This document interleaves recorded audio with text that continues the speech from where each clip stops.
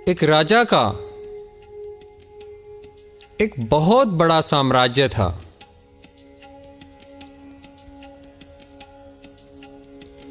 परंतु उसकी प्रजा में बड़ी ही असमानता थी। कोई व्यक्ति बहुत अमीर तो कोई बहुत गरीब था। एक दिन राजा और रानी राज्य में भ्रमण के लिए निकले। रानी प्रजा की दयनीय स्थिति को देखकर बड़ी भावुक हो उठी और राजा से कहने लगी, आपकी प्रजा में बड़ी असमानता है। किसी के पास बड़े बड़े वस्त्रों के उद्योग हैं तो अन्य के पास तन ढकने को कपड़ा भी नहीं है। कोई 56 भोग कर रहा है तो अन्य भूखे पेट सो रहे हैं।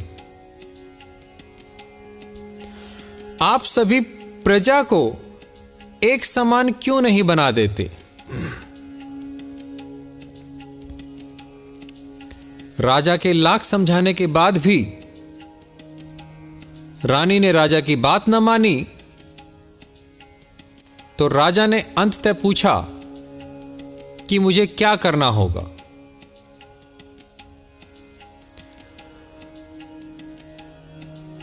रानी बोली, आप अपनी प्रजा में धन को बराबर बांट दे। रानी के सुझाव के अनुसार राजा ने सभी धनियों से धन को इकट्ठा कर लिया और उसको प्रजा में बराबर बांट दिया। रानी इस बात से बड़ी खुश हुई, किंतु जैसे समय बीतता गया फिर से रानी की चिंता बढ़ने लगी, क्योंकि अब प्रजा में जो व्यक्ति पहले निर्धन था वह और अधिक गरीब हो गया और जो व्यक्ति धनी था वह धनवान हो गया।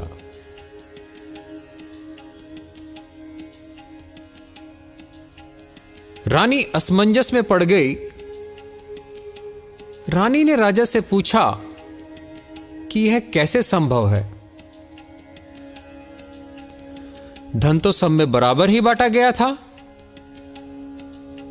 फिर यह कैसे हो सकता है?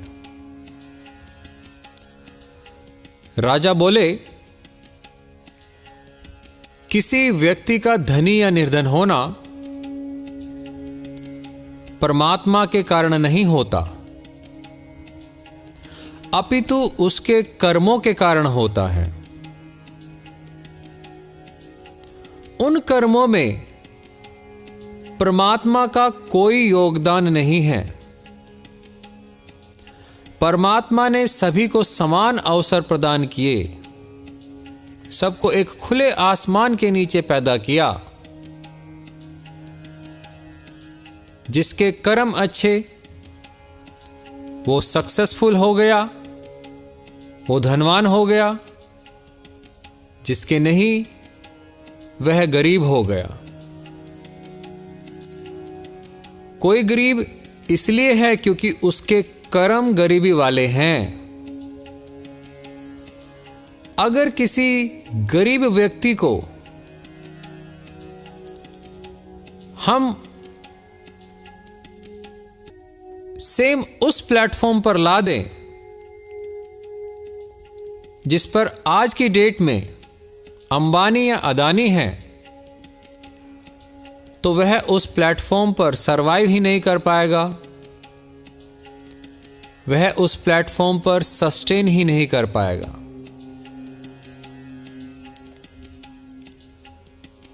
तो किसी व्यक्ति की सोच उसको धनवान बनाती है। उनकी सोच में रिचनेस होती है। वेस्टर्न कंट्रीज के पास ऐसे कोई बहुत समृद्ध संपदा नहीं है, कोई बहुत अलग रिसोर्सेज नहीं है, परंतु अगर वो देश धनवान है तो इसलिए क्योंकि उनकी सोच में एक रिचनेस है। इसलिए नहीं कि उनके पास रिसोर्सेज का खजाना है।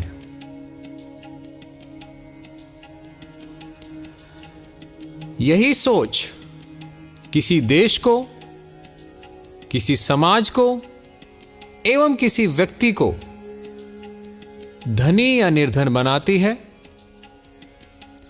यही सोच किसी को सुख या दुख का आधार बनती है, किसी के सुख या दुख का आधार बनती है, और यही सोच जीवन में सफलता का भी आधार बनती है। एक व्यक्ति मेरे पास आया और कहने लगा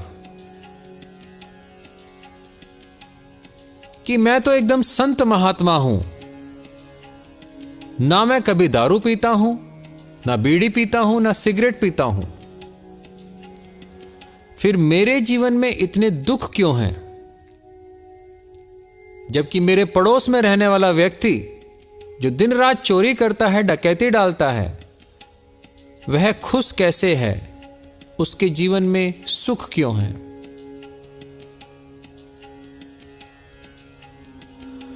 भला जो व्यक्ति चोरी डकैती डालता है वह जीवन में रिस्क लेकर आगे बढ़ता है और जीवन का एक बहुत मूल्यवान कथन है कि जिसे रिस्क से इश्क है, जिसे रिस्क से इश्क है,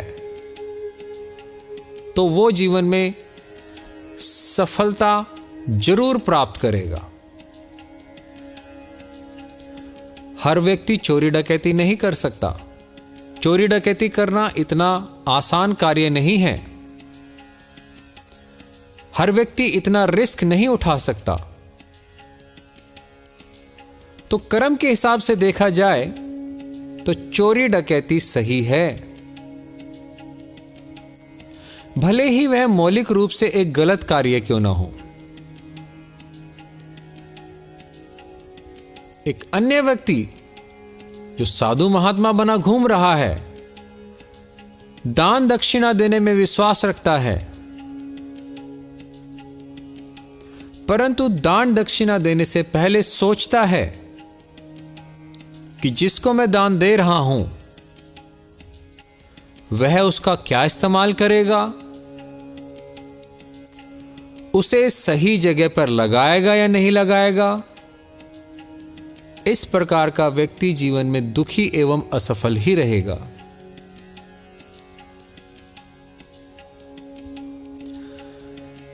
एक व्यक्ति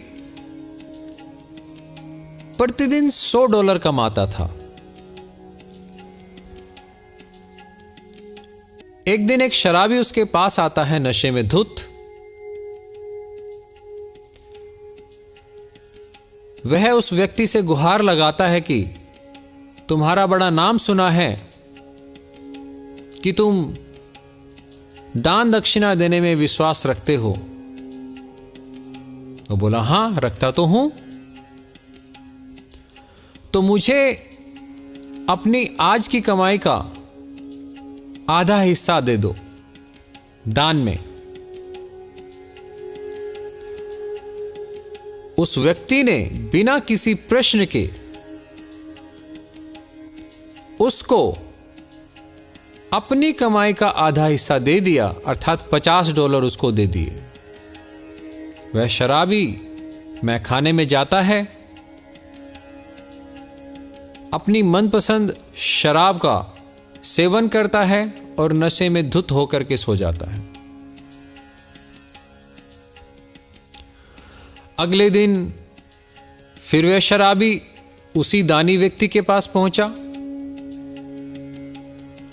फिर से बोला, तुम्हारा बड़ा नाम सुना है, दान देने वाले हो तुम, मुझे अपनी आज की कमाई का आधा हिस्सा दे दो। उस दानी व्यक्ति ने फिर से उसको अपनी कमाई का 50% हिस्सा बिना किसी प्रश्न को पूछे दे दिया। वह शराबी फिर से गया मैखाने में, शराब पी, धुत होके सो गया। यह कार्यक्रम कई दिनों तक चलता रहा।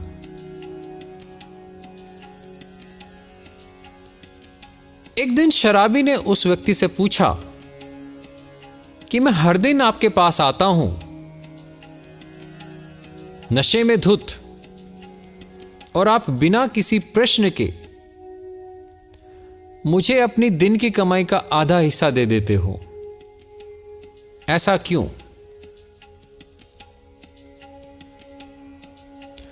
व्यक्ति ने उत्तर दिया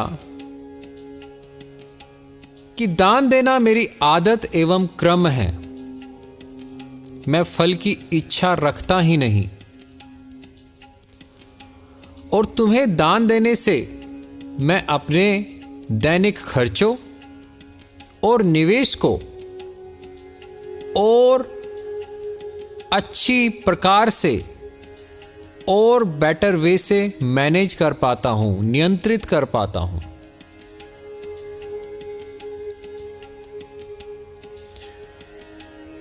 अगले दिन उस शराबी व्यक्ति का एक ट्रक से एक्सीडेंट हो जाता है और उस एक्सीडेंट में उसकी मृत्यु हो जाती है।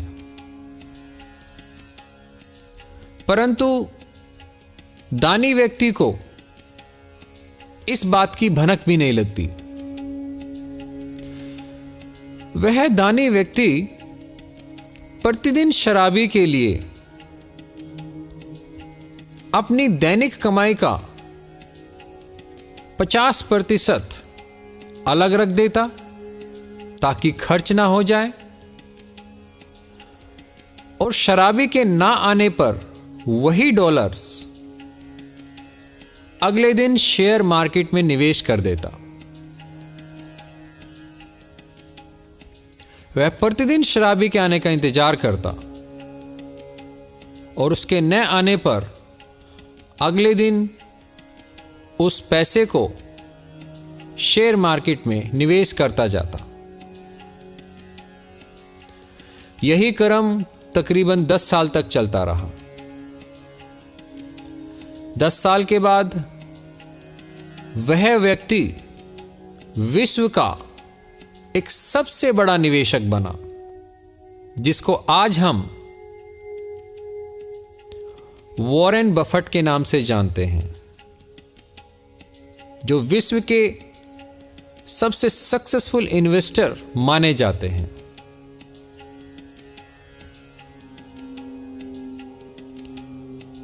वॉरेन बफेट की सफलता उनकी दानवीरता से नहीं आई, अपितु किसी कार्य के प्रति उनकी लगन और रिस्क लेने की एबिलिटी से आई है। अपनी कामयाबी का 50% हिस्सा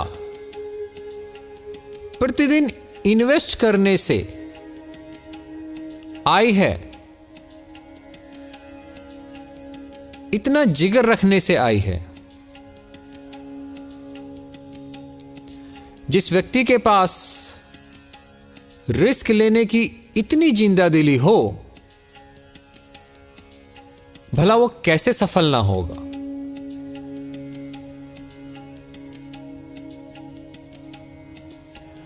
जिस व्यक्ति के पास इतना अमीर दिल होगा दान देने का,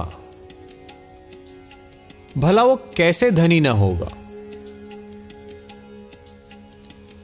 धनी या गरीब होना पैसे से नहीं, अपितु हमारे जीवन के प्रति एटीट्यूड पर निर्भर करता है। यही एटीट्यूड हमें सफल या असफल भी बनाता है।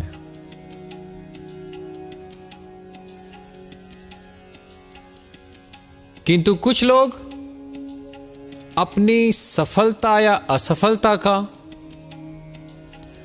धनी या निर्धन होने का, सुखी या दुखी होने का भांडा परमात्मा के सर पर फोड़ देते हैं। बिल्लू 10वीं कक्षा की परीक्षा दे रहा था। यह उसका तीसरा अटेम्प्ट था। पहले 2 बार फेल होने के बाद इस बार उसकी तैयारी पहले से ज्यादा बेहतर थी, क्योंकि इस बार उसने फर्रों को, नकल के कागजों को पैंट में नहीं अपितु पेन के अंदर, कॉलर के अंदर, जूते के नीचे छुपाए थे, वो भी बड़े सटीक ढंग से।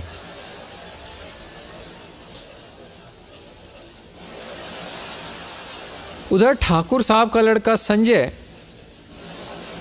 खूब पढ़कर परीक्षा देने गया था। एग्जाम बहुत कठिन आया। बिल्लू पास हो गया और संजय फेल। संजय, ये कैसा अनर्थ है प्रभु? मेरे साथ यह कैसा अन्याय है? मैंने तो परीक्षा के लिए पढ़ाई करी थी, फिर भी मैं कैसे फेल हो गया? ये सब बातें परमात्मा से कहने लगा। उधर बिल्लू अपनी पार्टी करने में मस्त था।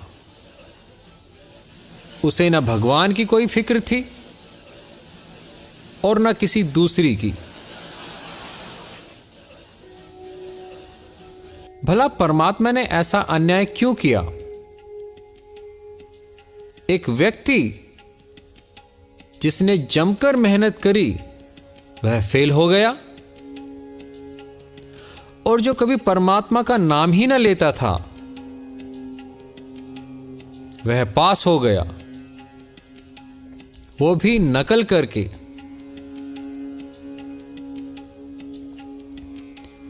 यह कैसे संभव है? क्या परमात्मा अपनी डायरी में अच्छे बुरे कर्मों का हिसाब नहीं रखता होगा? निश्चित ही रखता। अगर परमात्मा एक मनुष्य की भांति कैलकुलेटिव माइंड रखता, परंतु परमात्मा किसी का कोई हिसाब किताब कभी रखता ही नहीं।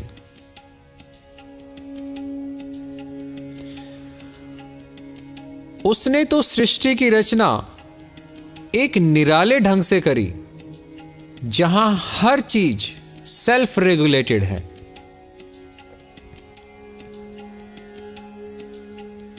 इस सृष्टि में अच्छे और बुरे का हिसाब किताब उसी क्षण हो जाता है। जिस क्षण तुमने किसी का बुरा करने का सोचा, उसी क्षण तुम्हारा शरीर तुम्हारे लिए बुरा कर देता है, कुछ बैड हार्मोन्स को बना करके, तुम्हारे डिफेंस सिस्टम को, तुम्हारी प्रतिरोधक क्षमता को कम करके। अर्थात सब फैसले यही हो जाने हैं, उसी क्षण हो जाने हैं। परीक्षा में फेल या पास होना कोई बुरा या अच्छा कार्य है ही नहीं, अपितु मेहनत को सही ढंग से लगन से किया गया या नहीं, वह तो उसका फल है। अगर पूरी शिद्दत से नकल करोगे तो पास हो जाओगे, और बिना शिद्दत के अकल से परीक्षा दोगे तो फेल हो जाओगे। तो निश्चित ही ये कहना कि परमात्मा ही पास या फेल करता है गलत है। परमात्मा ये सब हिसाब किताब रखता ही नहीं। मनुष्य पृथ्वी पर सबसे ज्यादा कैलकुलेटिव माइंड रखने वाला जीव है। मनुष्य एकमात्र ऐसा जीव है जो पृथ्वी के संतुलन को बिगाड़ता है, पृथ्वी की क्रियाओं में बाधा बनता है, जिसके फलस्वरूप हमें ग्लोबल वार्मिंग, हमें जल प्रदूषण, हमें थल प्रदूषण, ये सब मिलते हैं। अगर परमात्मा ने हिसाब किताब रखा होता तो मनुष्य का एग्जिस्टेंस इस पृथ्वी पर होता ही नहीं। इसलिए किसी भी कार्य को करते समय परमात्मा से सफलता की अपेक्षा करना मूर्खता है। परमात्मा को दोष देना मूर्खता है। अगर आप पूरी मेहनत, लगन और निष्ठा से कार्य करेंगे तो निश्चित ही सफल होंगे।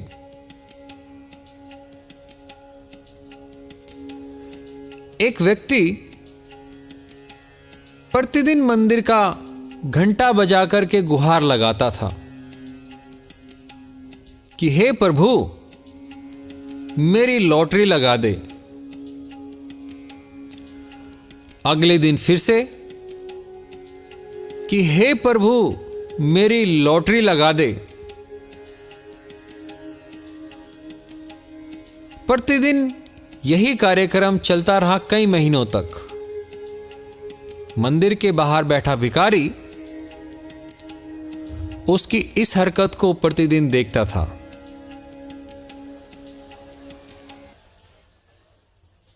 अगले दिन फिर से वह व्यक्ति आया, मंदिर का घंटा बजाया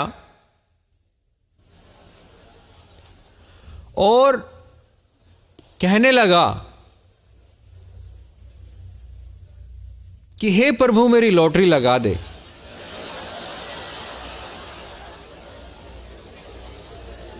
फिर मंदिर से आवाज आई कि अरे कमबख्त, लॉटरी खरीद तो सही। अरे कंजूस, लॉटरी खरीद तो सही। तूने आज तक कभी लॉटरी खरीदी है?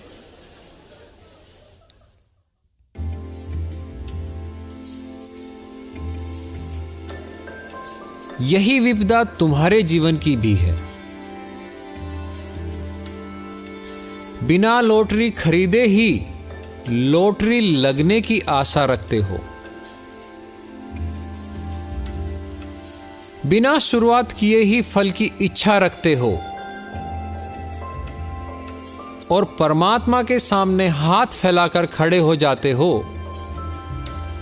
कि हे परमेश्वर, मेरी नौकरी लगा दे, मुझे परीक्षा में पास करा दे, मेरे सारे बिगड़े काम बना दे। और कुछ लोग तो यही गुहार लगाने लगते हैं कि हे प्रभु, किसी सुंदर लड़की से मेरा ब्याह करा दे।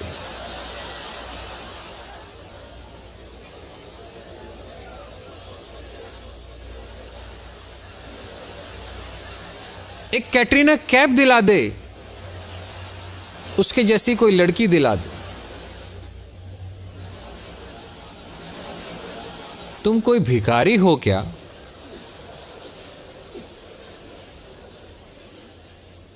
जब देखो परमात्मा से भीख मांगते रहते हो, हाथ फैलाकर खड़े हो जाते हो, कभी कुछ मांगने के लिए तो कभी कुछ मांगने के लिए। याद करो वह दिन जब परमात्मा से तुमने ये कहा हो कि जो तूने दिया वह सार्थक है, जो नहीं दिया उसकी कोई आकांक्षा ही नहीं और कुछ चाहिए भी नहीं। जिस दिन हृदय से ये शब्द स्वीकार कर लोगे, जिस दिन हृदय से ये शब्द बोल दोगे, सारे मसले ही हल हो जाएंगे। सब बिगड़ी अपने आप बन जाएगी। कुछ कहने और सुनने को बाकी ही न रह जाएगा और जीवन एकदम शांतिपूर्ण हो जाएगा। संग जियो, साथ जियो।